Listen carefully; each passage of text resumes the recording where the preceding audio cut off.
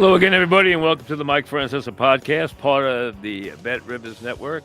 We join you on this kind of warm Wednesday evening as we while away the days of July. Before you know it, football camps will be open, and there's a budding story in the NFL that deals with the relationship between the players and their own union, and the union and the NFL as a whole, and the commissioner, which is just starting to unfold, which deals with really some strange stuff, which could have serious collective bargaining and union repercussions. So we'll see as that unfolds. I'm not going to spend a lot of time on it yet, but I'm just telling you, there's a bit of a story there that could explode on the NFL before the season starts.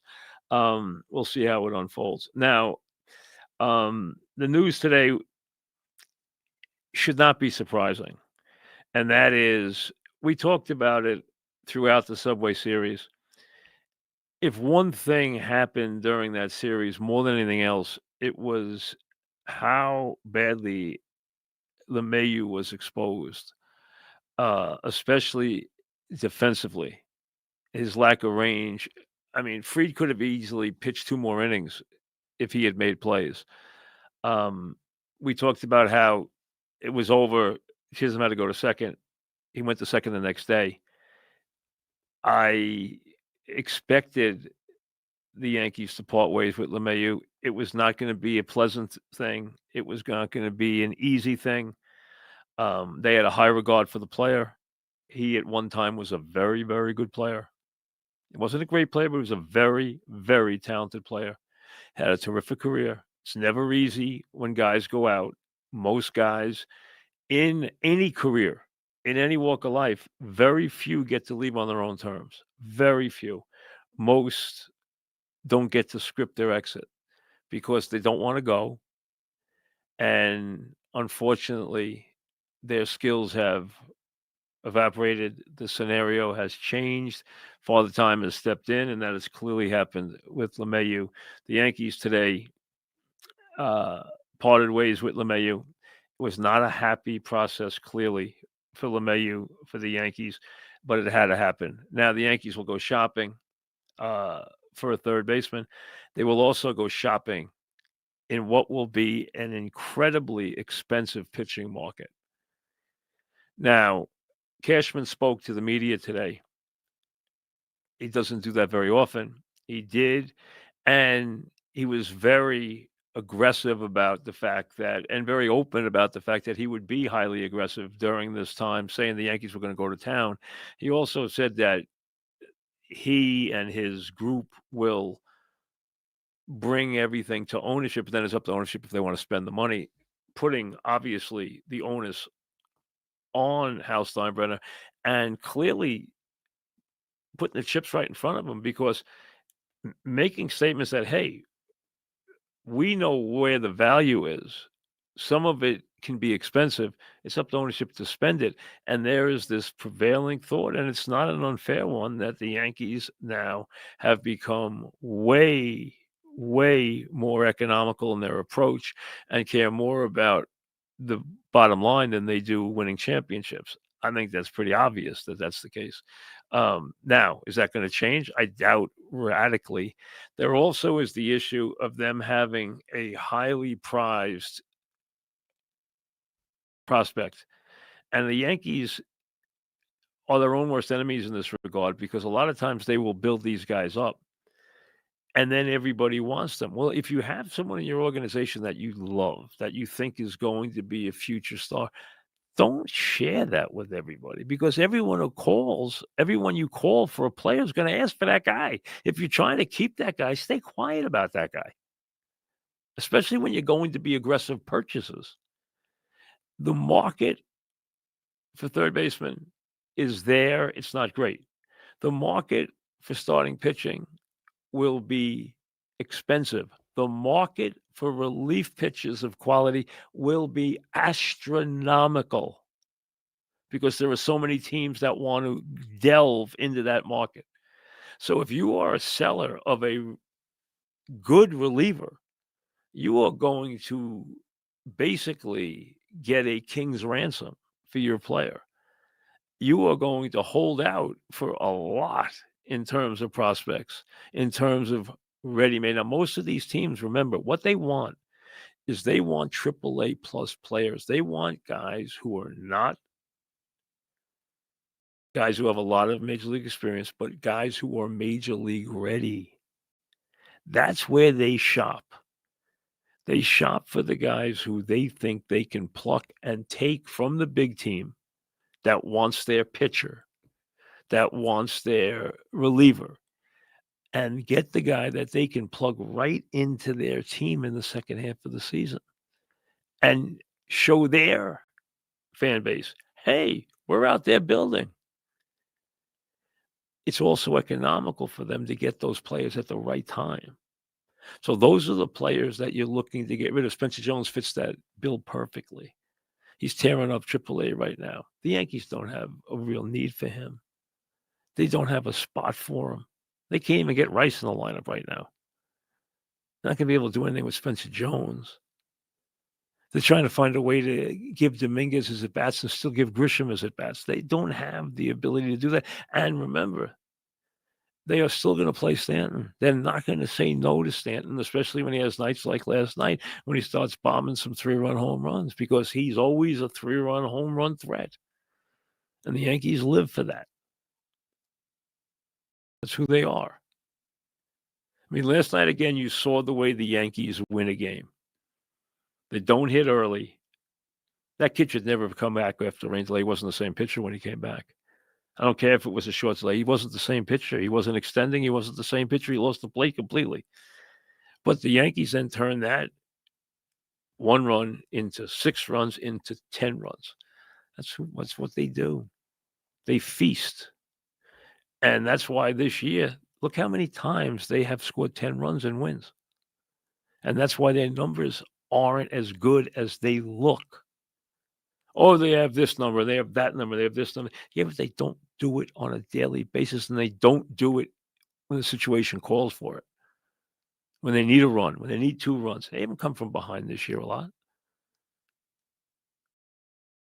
And I'm talking about coming from behind when you need 2 runs to win the game. Not coming from 8 runs down. I'm talking about when you need 2 runs to win the game, or you need a big hit, or you need a hit the other way. And that's the kind of stuff that they don't do. But what they do is they get up, they bomb another homer, they bomb another homer, they bomb another homer, and away we go. That's what they do. Now, tonight they're sending one of their prospects, a kid that supposedly is a very good prospect. We'll see. Everyone makes a big deal about his name. I mean, hey, it's not that hard to pronounce. So he's 24 years old. He's 6'6". He throws hard. Cam Schlittler, okay. It goes to the mound tonight. Good story. You'll hear it all tonight. We'll see how he produces, okay, what he can bring. Also, you're hearing news that Heel might be moving in a positive way. That's like adding a big pitcher if they do that over the second half of the season. If they can get Heel back, that's an enormous plus. If they can get Heel back, they can get Cruz back. Those are 2 big, enormous pluses for them. That's like adding 2 big players for them in a big way. Now, I'm in a minority with McMahon from Colorado for this reason.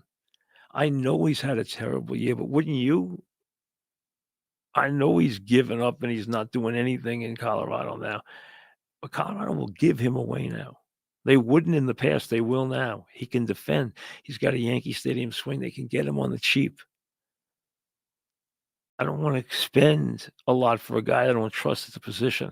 I would get this guy on the cheap, bring him in, and he's got a Yankee Stadium swing, and he plays defense, and I think he'll be highly motivated. I would take a chance on him. Plus, he's not even 30 years old. That's what I would do. Now, Cashman said they were going to town. We'll see. He also said it'll be up to ownership, obviously, to put the stamp on something that's expensive. We'll see. He also said everyone wants Lombard. They're not giving him up. We know that. But that's the Yankees putting themselves in that same boat again by doing that. And we all know the competition for pitching, especially for relief pitching, is going to be astronomically high. Everybody needs. Just look at the two teams. Look at the locals. Boom. Phillies. What do we need? We need relief pitching. What do you need? Relief pitching. No matter who you talk to, we need relief pitching. We need relief pitching. Okay. Need a starter. Need relievers. Need a starter. Need relievers. It's the same everywhere. The Pirates can't supply the world with pitching. Arizona can't supply the world with pitching.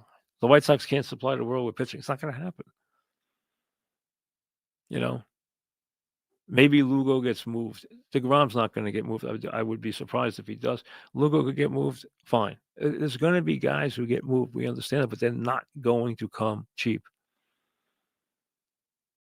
Unless they're dumping a major contract and somebody has the wherewithal to take that.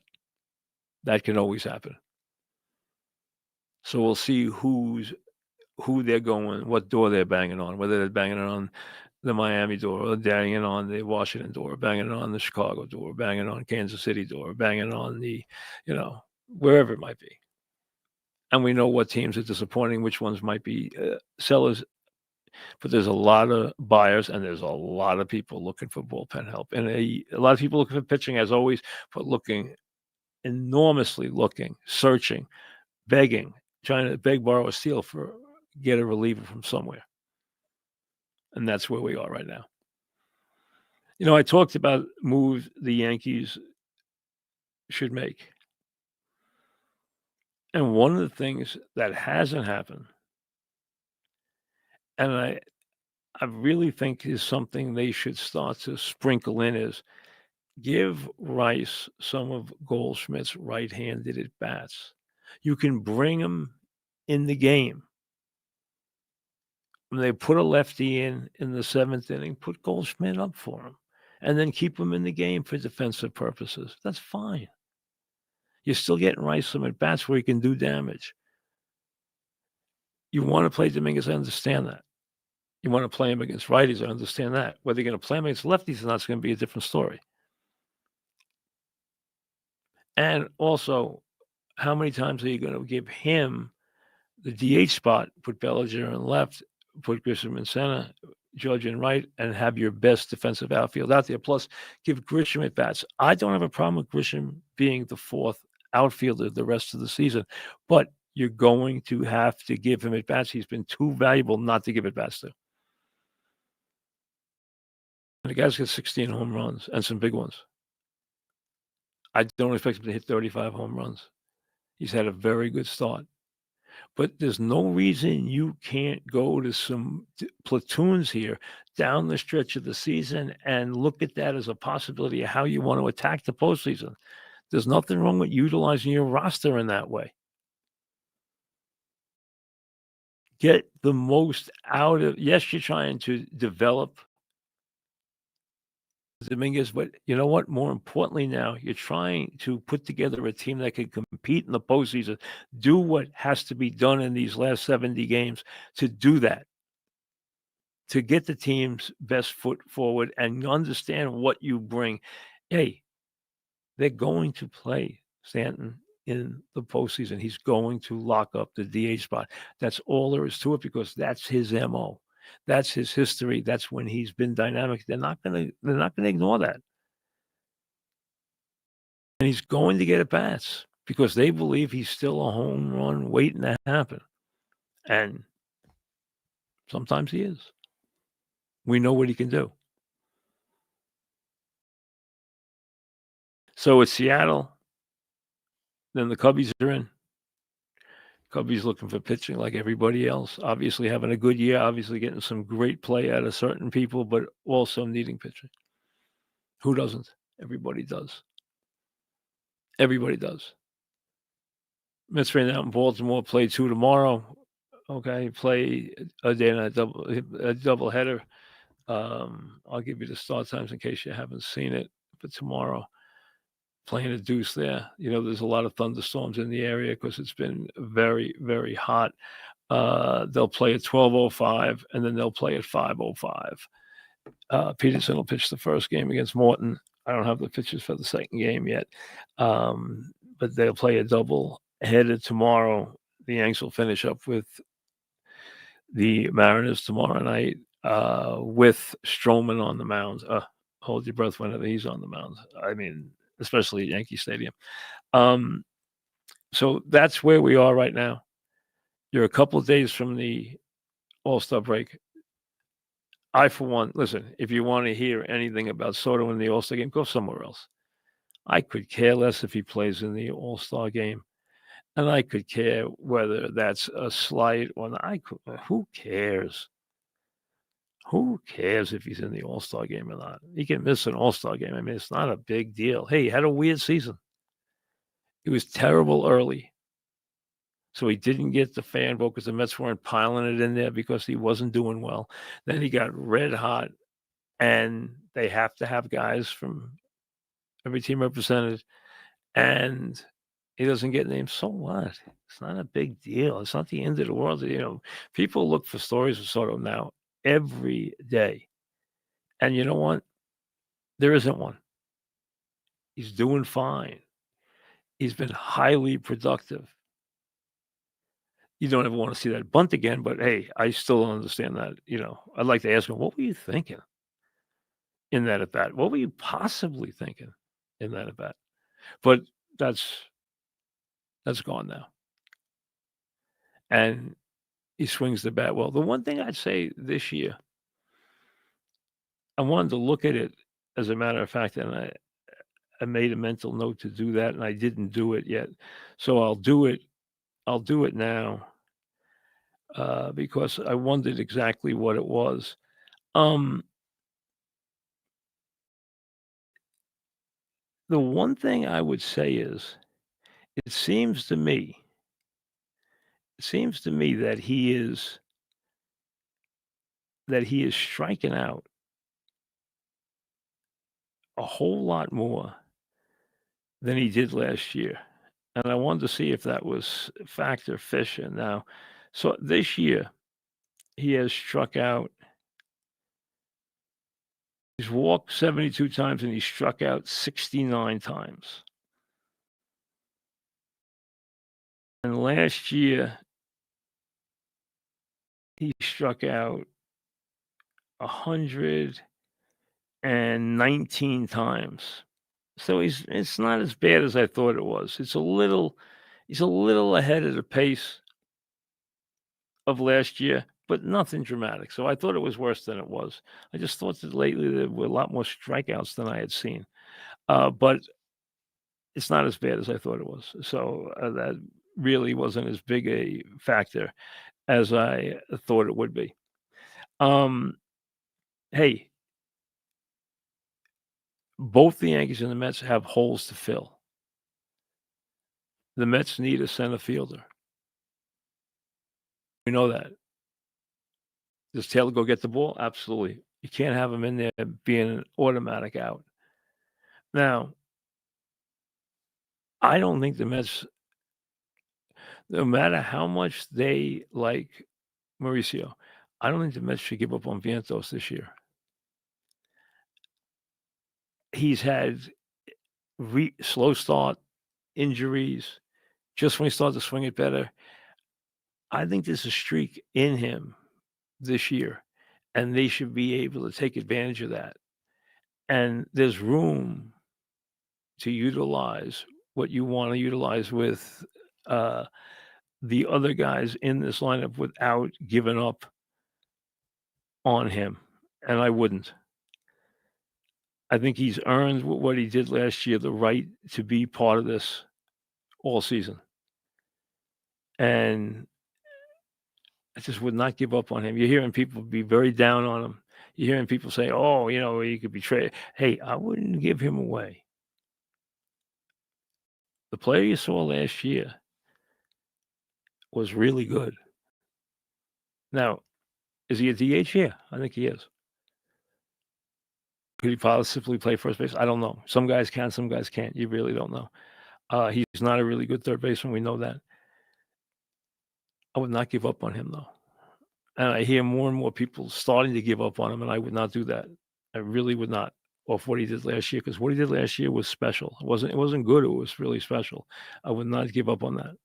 I think to give up on that at this stage, I just think I really think is a mistake. I understand what the Mets like in Mauricio. He's a good-looking athlete, without any question. He is, but you got to remember, okay, Vientos is 25 years old, and he had a year last year that was exceptional. Mauricio's 24. He's a good-looking athlete. I'm not saying he's not a player. He's a little raw, but he's not. I'm not saying that. But you don't give up on a guy who did what Vientos did last year, especially what he did in the postseason. And he's still a young player, and there's been excuses for this year. I would not give up on him. I think giving up on him is a mistake. And, when you're DHing people who aren't very good, then just give him the DH spot and let him play and see where it takes you. I have no problem with that. I have no problem with him in the lineup. I think he's extremely dangerous. And I think giving up on him is a big, big mistake. Now, it's going to be fascinating to see in all of baseball, but especially in the context of what the Yankees and the Mets do, how all this stuff as you head towards the trade deadline happens. Because the Yanks need a third baseman. The Yankees need pitching. The Mets need a center fielder. The Mets need pitching. It's going to be fascinating to see how all these teams that are in contention, how they go out and refurbish and do the things that have to be done to get the teams ready for the stretch run and then the postseason. The All-Star break comes, and teams are going to be anywhere from 95 to a high of maybe 98 games. So a lot of the season's been played. I don't think anybody will hit the 100 mark, but I think you're going to be mostly within 96 to 98 games might be the high. The Phillies right now have played 95 games as an example. 93 games as an example. The Yankees have played 91 games. They have 5 more before the break, so they've played 96. So teams are very close to 100.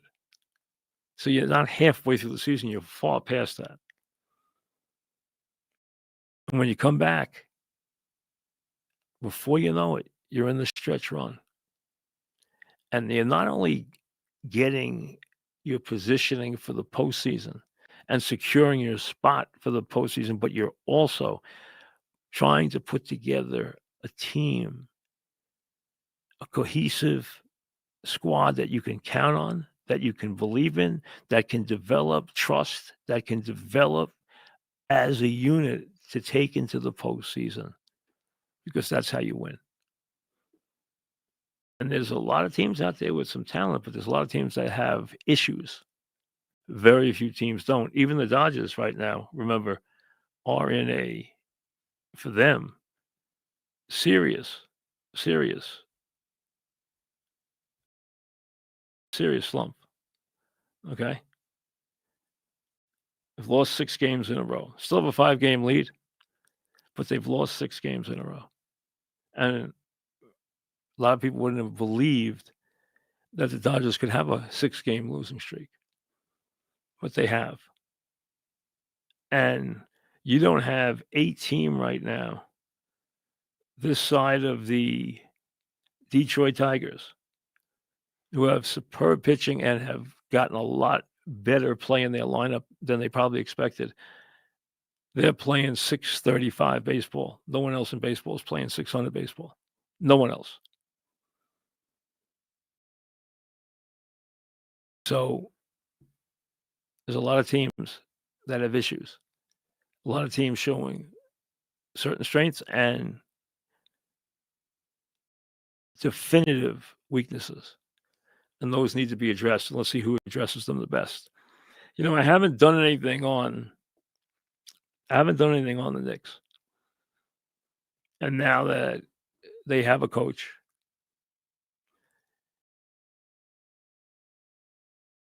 whether or not you liked the process. And the process was a little head scratching. I do not think for 1 minute, not for 1 minute, that Leon Rose was not a big part of everything that happened here. Because as I've told you from the start, he would not stay under any other condition. This is a independently wealthy man who wants to try and bring a championship to the Knicks as part of his enduring legacy.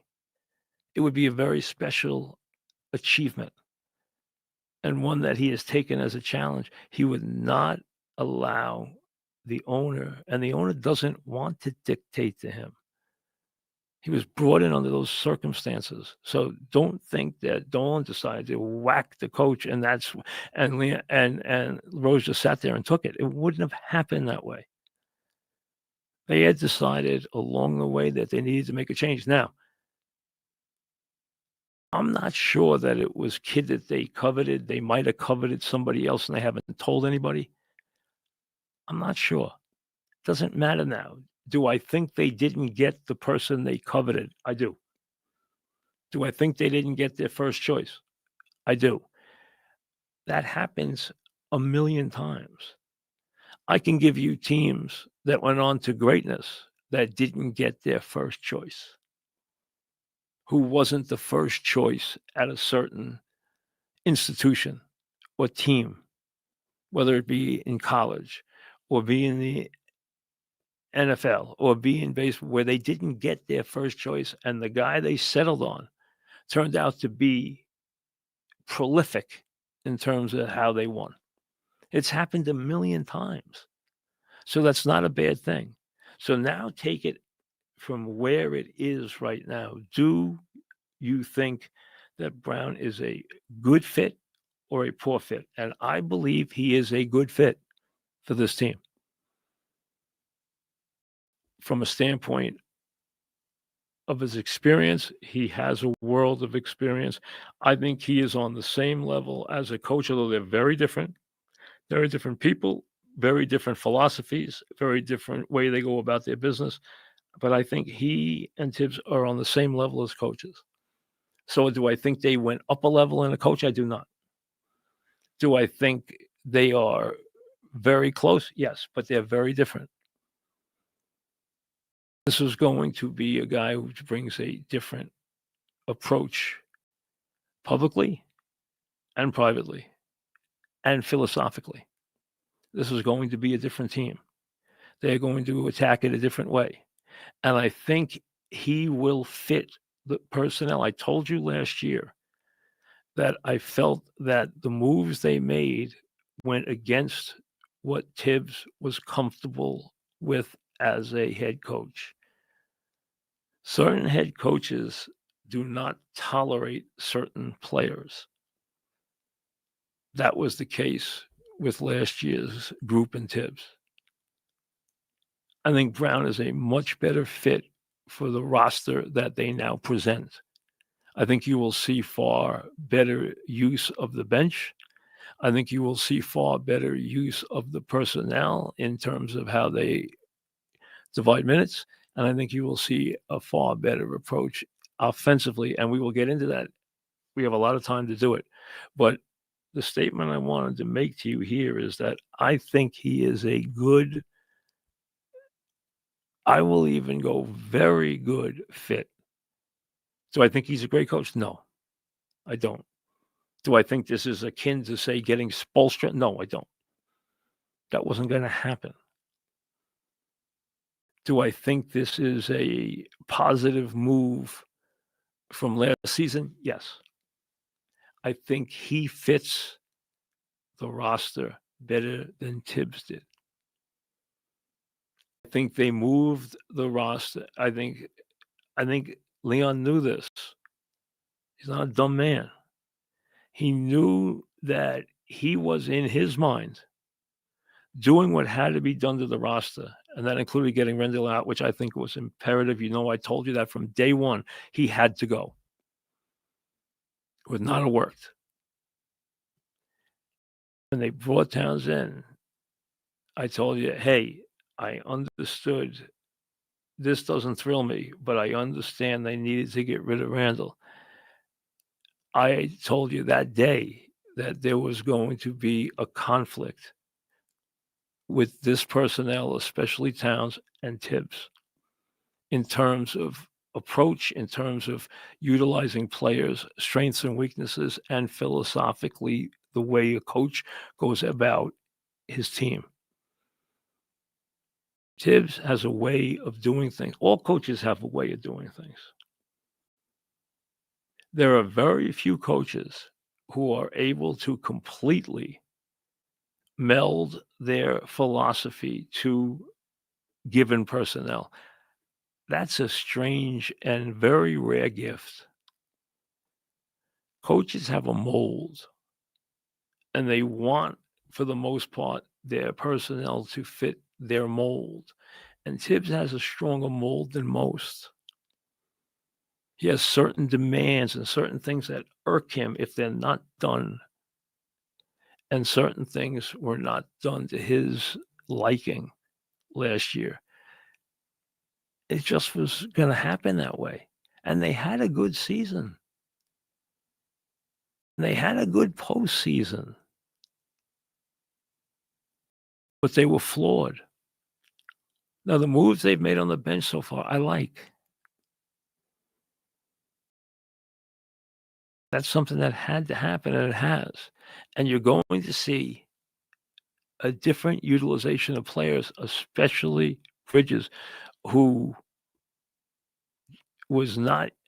I'm blaming Bridges because I think he was reluctant, and I think he was even a little obstinate, which is not his MO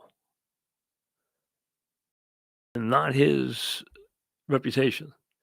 But I think it irked him. He even actually said a couple of things publicly, which is very rare for him.